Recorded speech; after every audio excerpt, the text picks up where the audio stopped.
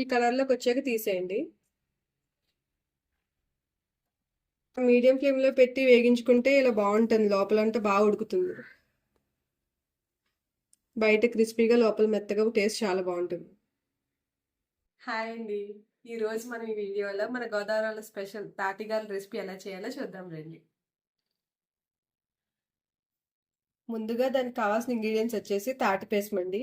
తాటికాయ నుంచి మొత్తం పీస్ రాకుండా గుజ్జు మాత్రం సెపరేట్ చేసుకోండి. బెల్లం, ఉప్మా రూక. ఇది కొలత ఏమి ఉండదండి. తీపికి సరిపడే బెల్లం అడ్జస్ట్ చేసుకుని మనకి బాల్ అయ్యేలా గారెలు చేయడానికి వీలుగా ఈ ఉప్మా నూక యాడ్ చేసుకుంటాం, అంతే అండి. ఇప్పుడు ఇందులో బెల్లం వేసుకుందామండి. తీపి చెక్ చేసుకుని తర్వాత వేసుకుందాం ఇది. ఇప్పుడు బెల్లం మొత్తం కలిసేలా కలుపుకుందామండి.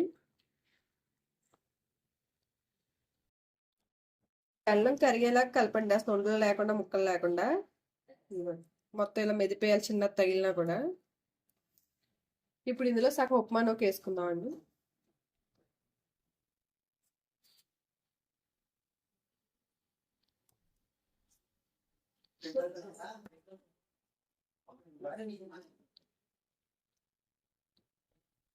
ఇది ఇంకా కొంచెం లూజ్గా ఉంది కాబట్టి ఉప్మా ఇంకా వేసుకుందామండి.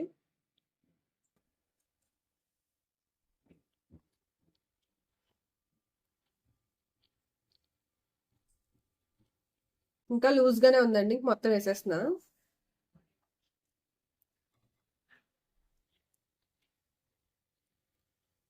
ఇలా మొత్తం కలుపుకోండి అంతా కలిసేలాగా. నూక ఎక్కువైనా కూడా గట్టిపడిపోతాయండి. ఇందులో మీకు ఇప్పుడు కావాలంటే కొబ్బరి తురుము కూడా వేసుకోవచ్చు, కాకపోతే ఒక్క రోజుకే బాగుంటుంది, నిల్వ ఆగదు. ఇలా వేసుకుంటే 5 days వరకు తినచ్చు. ఇలా బాల్ అయ్యేలా ఉంటే సరిపోతుంది. ముందుగా స్టవ్ ఆన్ చేసుకుందాం అండి. కడాయిలో ఆయిల్ వేసుకుందాం.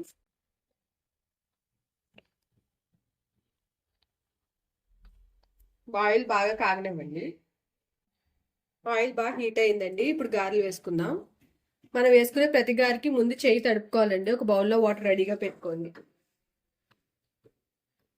చిన్నది తీసుకుని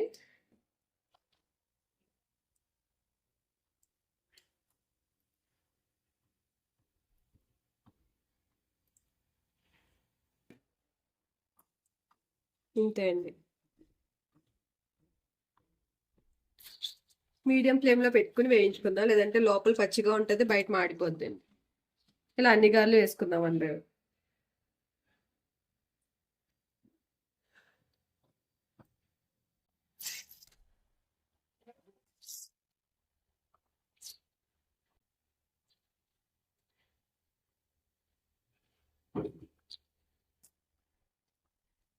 చూడండి, ఫస్ట్ వేసిన గారు లైట్గా వేగింది ముందే. దీన్ని స్లోగా ఫ్లిప్ చేసుకుందాం. ఇంతే అండి.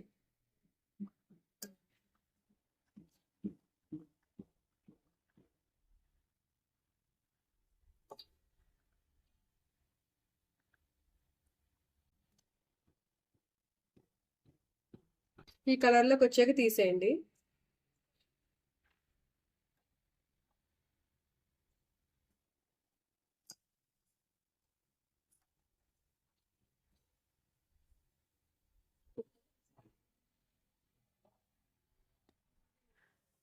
మీడియం ఫ్లేమ్లో పెట్టి వేగించుకుంటే ఇలా బాగుంటుంది. లోపలంతా బాగా ఉడుకుతుంది. బయట క్రిస్పీగా లోపల మెత్తగా టేస్ట్ చాలా బాగుంటుంది.